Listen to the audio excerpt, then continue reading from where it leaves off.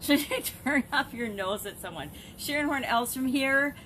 Today, our idiom is turn up your nose at someone. And even back in the 1500s, people were using a haughty, judgmental, snooty attitude and behavior, which often included turning up your nose at someone, to indicate that something wasn't good enough for them, or that they were above a certain person or a certain situation. Usually a person, usually that expression and that nonverbal behavior, which is very aggressive, is used to indicate to somebody that they're lowly and that they're not good enough for you to even consider or spend your time with. Back in those days, there were definitely houses of hierarchy, right? Within each household and village and area, there were, literally hierarchies, people that had different ranks in society that looked down upon and looked up their nose or disregarded people of other classes and other, usually socioeconomic or occupations, right? We were judged by our occupations back then. I guess I wasn't alive, so I wasn't, but you get the meaning. So, to regard someone or to regard something with haughtiness or to be snooty or judgmental about it, it's been with us for hundreds and hundreds of years, right? That behavior, that judging. We judge everything, whether we want to or not. It's tied into our egos. It's wired into our human beingness that we judge and question everything that we encounter. And we can do that but because we are going to do it no matter what. It's automatic. But we can do it in a way that is kind and respectful and values every human being, right? Now you're going to get a couple of my beliefs here because I have a hard time doing any kind of video or any kind of a presentation-y thing without sharing my opinion and what I feel. That's human nature too. We tend to share and emphasize the things that we think are important. And one of my core beliefs is that all human beings are infinite beings, right? My humble opinion, we're all amazing, infinite, incredible, infinitely valuable just in the fact that we're human beings. And to treat other people in a way that disrespects or disregards or is rude or in some way makes you think that you're better than them drives me nuts. It drives me up a tree.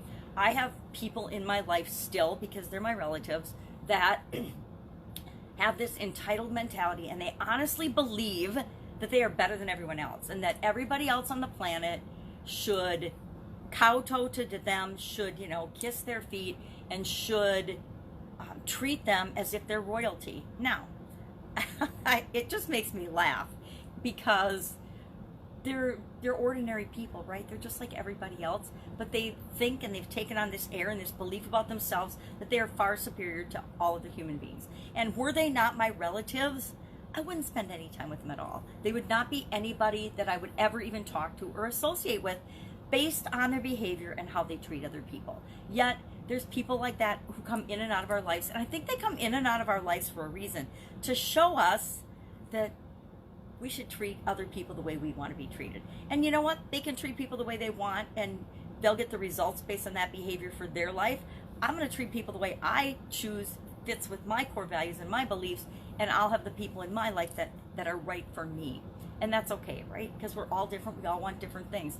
Some people feel better about themselves, which I tend to believe that they're living in their ego and they're not very personally or spiritually developed. Personal judgmental opinion here. Warning, warning. But that's my beliefs. My beliefs about people is the more you love yourself, the more spiritually and personally developed you are, and the more work you've done on yourself, discovering who you really are, the less you judge other people and the less judgmental you are of other people. Love to know what other people think of that, and if that's been your experience or not. But that's been my experiences, because I know when I was younger, I was freaking horrible. I was arrogant and egotistical, and it was my way or the highway. I was right about everything. And as life knocked me down along the way, I learned the lessons. And as people came into my life that were way worse than me, I couldn't believe it back then, but they were worse than me, they knocked me down, and that taught me that, oh, that doesn't feel good to me, behaving that way, treating other people as if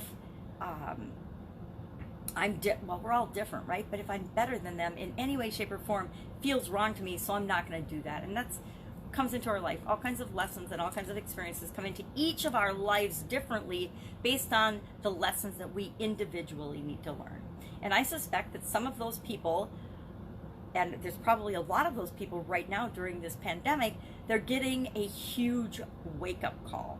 People that are huge influencers, people that are famous because of their athletic ability, their music ability, their ability to entertain actors and actresses, people that aren't getting together at events and award shows and things. I suspect that people that are living very strongly in their egos are taking huge hits right now. Business owners that have never been challenged or never had adversity before are in for a huge wake-up call and a huge growth experience through this pandemic. And we can look at it as a huge growth experience, or we can shut down and we can crawl in a corner and we can fall to our knees and we can feel that we're victims and we can give up. And should we choose to do that, we will lose our businesses. There are people that will lose their businesses during this time. There are people that will thrive and explode during this time. And we're seeing it every day. I'm seeing it every single day. There are people that have lost their jobs that will sit at home and wait for the government, and the vast majority of people will be sitting and waiting for the world to change back to the way it was. I would be willing to wager that 80% of the people, of the 2/3 or so of the population that is currently in quarantine or at home or shut down, 80% of those people are just waiting for it to get and be over. They're watching the news. They're just reacting to everything that's going on, and they're waiting for things to go back. They're waiting for their businesses to reopen, and they think everything will be the same and they'll go back to normal. They're normal.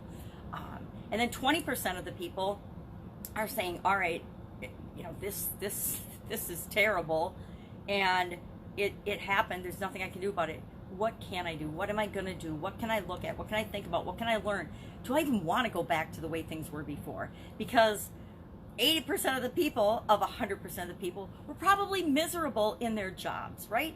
I've worked in jobs where I was absolutely positively miserable, but I went there every single day because I thought it was what I had to do, what I should do to be a good person and take care of my family. And I did that for a couple of decades, right? And we do that. Sometimes people do that their entire lives. But this is a huge global opportunity for us to say, no, I'm not going to do that anymore. I'm going to do what's right for me and my family. It's up to each and every one of us to take care of our own personal economy and our own business economy.